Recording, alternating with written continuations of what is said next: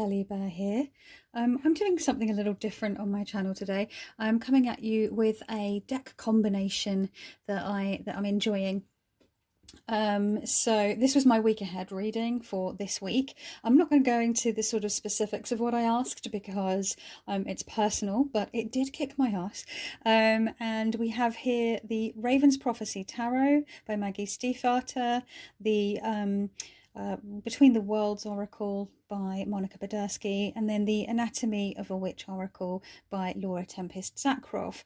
And I've been really drawn to working with the Raven's Prophecy for since I rebought it actually at the end of last year. I just keep pulling it. But yeah, I'm enjoying the Between the Worlds, and this Anatomy of a Witch was gifted to me for my birthday by Simon at the Hermit's Cave. It pairs so nicely with so many decks, as does the Raven's Prophecy actually. But these three specifically they just seem to jive really nicely. They really gelled really nicely. So what I'm going to do is I'm going to pull some more combos from these decks just to show you how cool they look basically. I'm just gonna go get the rest of the decks. Okay, sorry, I started filming and realised I hadn't actually pulled out the remainder of the decks themselves, so we've got them now. Please excuse the glare of my ring light. But yeah, I just thought I would do a few pulls. So the first three cards, I tend to do 3 cards sort of open reading a lot of the time. For the majority of the time, I do occasionally use positional spreads. I tend to use positional spreads more for sort of deep digging, psychological, psycho-spiritual, whatever you want to call it, sort of self-helpy, journaling, that kind of thing. Whereas, you know, if I'm just doing more of a down and dirty reading or a quick advice or sort of more fortune tellery type stuff, I tend to use Pip decks and Marseille decks, because yeah, the other stuff I'll use a Smith-Waite and positional spread. Yeah, there's two very sort of worked out being sort of 2 very distinct ways that I tend to work with different types of decks. I've noticed the developer for me over the last couple of years. So yeah, so the first 3 cards that I pulled, sometimes I'll just, you know, say what kind of message do I need for this week, or, you know, I change it up every week to week, depending on what's going on in my life. But for this specific one, I asked the question, why am I I'm not going to go into the details, but so you could ask yourself, why am I don't know, why am I in such a bad mood lately, for example, I don't know, and then pull the 3 cards from, well, I'm pulling from the Raven's Prophecy because you know, so we've got the 7 of Cups, we have the Star, we have the 9 of Coins. And then I pulled a further 3 cards from the Monica Badersky, oh sorry, I just knocked the camera, Monica Badersky's Between the Worlds Oracle, which is basically a Curios and Charm, just did it again, Curios and Charm casting based deck. So we have the Car, and this would be, what can I do about the situation? So these 3 cards are, what can I do about the situation?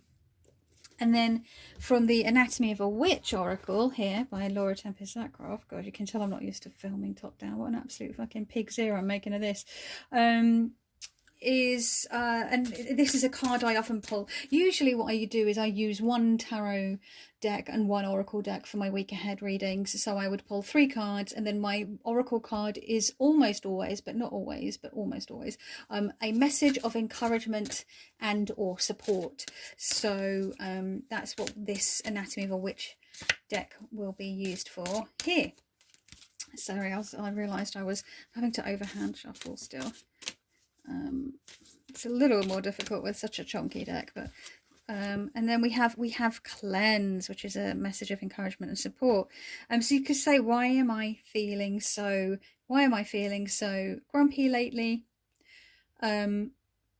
What can I do about the situation? Message of encouragement and support. But like, don't you think they look really good together?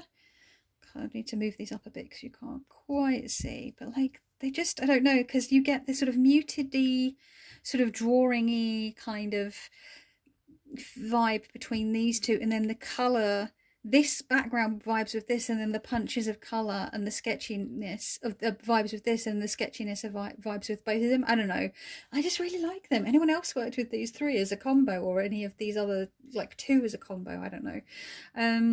So yeah, it looks cool, doesn't it? Okay, so we do another one just to see what it looks like. It's really cool.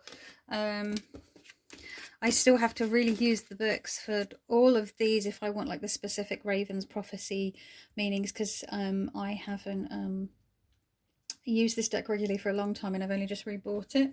This one's still like, there's like 40 odd cards to learn, and there's, again, the same with the Anatomy of a Witch, so I'm in no way au fait, ooh, that rhymes, with these three decks. Obviously I can apply sort of the Smith-Waite sort of understanding of the cards to the Raven's prophecy, but it's always nice to also get the creator's take on it as well. Okay, so let's see. Doesn't really, I guess it doesn't really matter. So let's say why am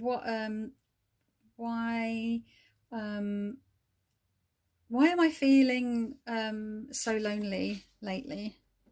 Because obviously you don't have to be like alone to feel lonely, right? Why am I feeling so lonely lately? Oh, this is interesting. And then we go with like three. Oh, I've just realised I put the same three. Well, hang on. I didn't shuffle. I just put those three on top. Oh, let's just pull another three. The antique coin, the jawbone, and the gold coin. What can I do about that? How can I remedy the feeling? That's interesting. There's two coins there and a jawbone. I wonder what those mean. I should look these up, shouldn't I? And then one more. Let's pull from the Anatomy of a Witch. This video is such a hot mess. I'm just sort of I'm just playing. I'm procrastinating. Oh my god, the camera, I can't get the camera to stay where I need it to stay. The camera holder just keeps, or maybe I'm just not putting them back in the right place. I don't know. I don't have a very good camera holder, and my usual camera holder is broken. Not my camera holder, my usual arm that I put my camera on is broken, and I need to get a new one, so I'm just doing it. I'm sort of jerry-rigged a whole thing going on here. It's a bit precarious. And play. Oh, okay. Do you know what? I'm gonna look up the meanings of these and see what we get. Okay, so I've had a look up for these ones. So first of all, for why am I feeling so, what did I say? Lonely, that was it. Why am I feeling so lonely? I get here, there's this sort of, there's a lot of like, you know, the King of Coins, this sort of that ultimate sort of material attainment and sort of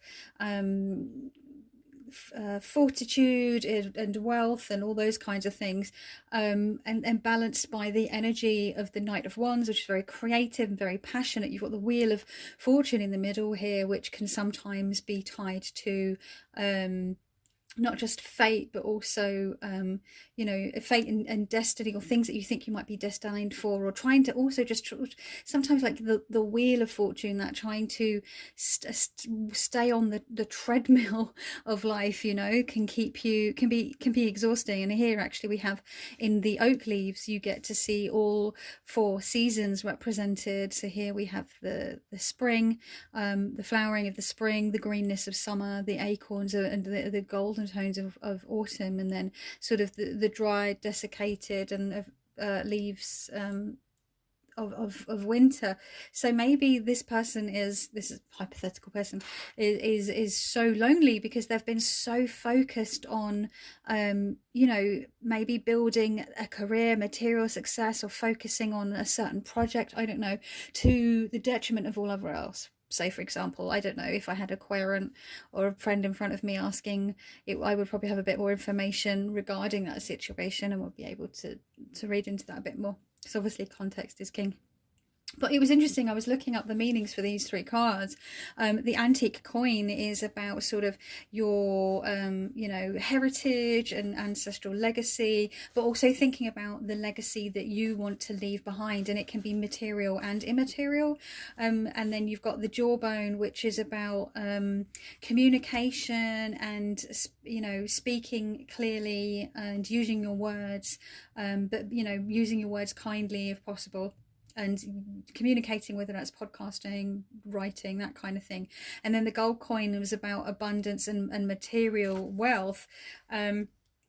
So it feels like it's saying, you know, like, are you just interested in accumulating this sort of wealth for the long-term goals, you know, this wheel of fortune, this ongoing cycle? You know, you're kind of set here, but you know, maybe you should be going out and conversing with people, interacting with people, getting yourself out there a bit more. But it also speaks to communicating your needs with people. So maybe there's problems with the relationships you have, whether those are sort of romantic or friendships or colleagues, I don't know.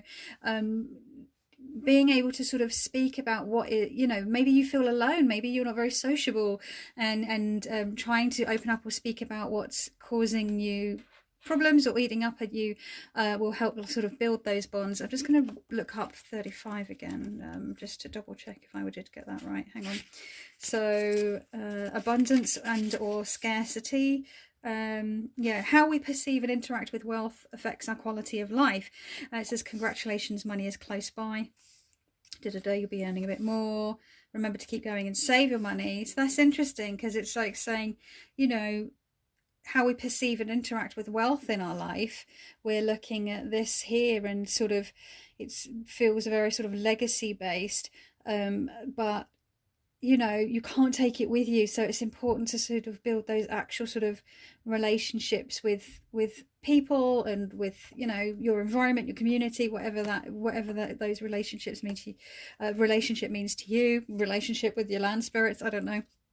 It doesn't have to be like flesh and blood folks, I guess.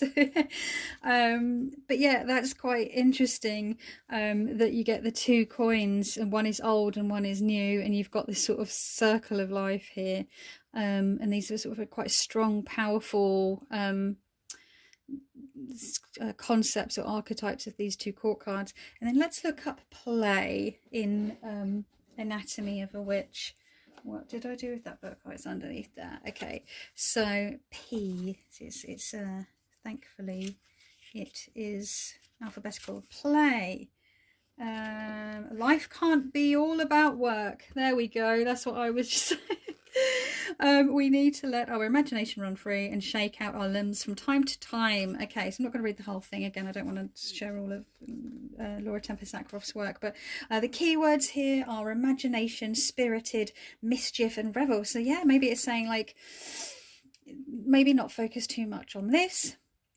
You've got some money. Let's look about how you want to be remembered, or what it is that you want to build on. But that's going to involve you sort of communicating. You know, that money is already there. You've built that, so like you don't have to worry about it. And it's about your relationships with money, and it doesn't have to be the most important thing in your life. That's easier said than done when you don't have enough of it, right? But I'm not getting the vibe from this that would be the case. And just, yeah, let your hair down, run free, go have a play. So yeah, let's just just pull a few more just to show. I'm just going to put them on top just because I'm really loving this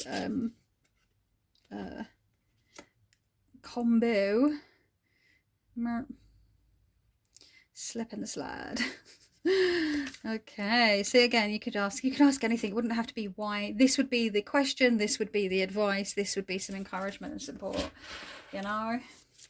The Page of Swords, the High Priestess, the Emperor, and here we have a cat, Ravenclaw, and a bear claw. Oh, we're doubling up again. We've got two claws. And obviously cats, you think about cat's claws, kitty claws, get your claws out. That's all very, you know, we've got Page of Swords, that sort of sharp. You've also got, like, it looks like a sword. The pen is mightier than the sword.